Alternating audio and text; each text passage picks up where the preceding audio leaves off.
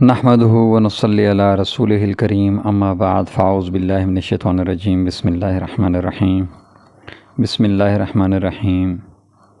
سبق نمبر 1، فضائل مسجد اقصی شریف۔ بسم اللہ الرحمن الرحیم۔ مسجد اقصی شریف، اللہ تبارک و تعالی ہمیں مسجد اقصی میں نماز ادا کرنے کی توفیق عطا فرمائیں۔ مسجد اقصی بہت مبارک مقام ہے۔ قرآن و سنت میں اس مسجد کے بہت عجیب اور دلکش فضائل وارد ہوئے ہیں۔ یہ زمین پر اللہ تعالیٰ کا دوسرا گھر ہے جس کی تعمیر کعبہ شریف کے 40 سال بعد ہوئی۔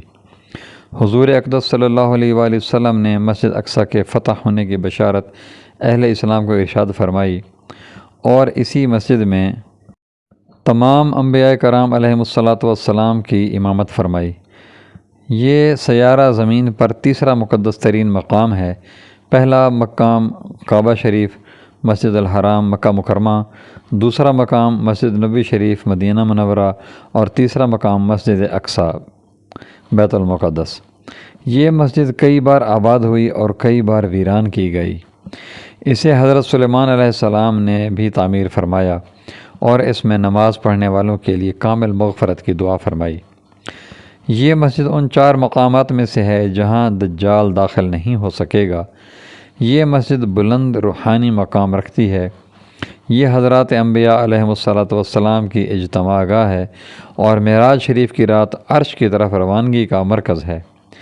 حضرت ام المومنین سیدہ میمونہ رضی اللہ تعالی عنہ نے آپ صلی اللہ علیہ وآلہ وسلم سے پوچھا، یا رسول اللہ صلی اللہ علیہ وآلہ وسلم، ہمیں بیت المقدس کے بارے میں کچھ ارشاد فرمائیے۔ آپ صلی اللہ علیہ وسلم نے ارشاد فرمایا، یہ حشر اور نشر کا مقام ہے، یعنی قیامت کے دن سب کو اس جگہ جمع کیا جائے گا۔ تم لوگ اس مسجد میں جاؤ اور اس میں نماز ادا کرو، بے شک اس میں ایک نماز دوسرے مقامات کی نماز سے 1000 گنا افضل ہے۔ ام المومنین نے عرض کیا، اگر میں وہاں تک نہ جا سکوں تو کیا کروں؟ آپ صلی اللہ علیہ وسلم نے ارشاد فرمایا، تم اس مسجد کے چراغوں کے لیے تیل بھیج دینا، پس جو یہ بھی کر لے گا تو وہ اس میں حاضر ہونے والوں جیسا ہو جائے گا۔ ابو داؤد مسند احمد۔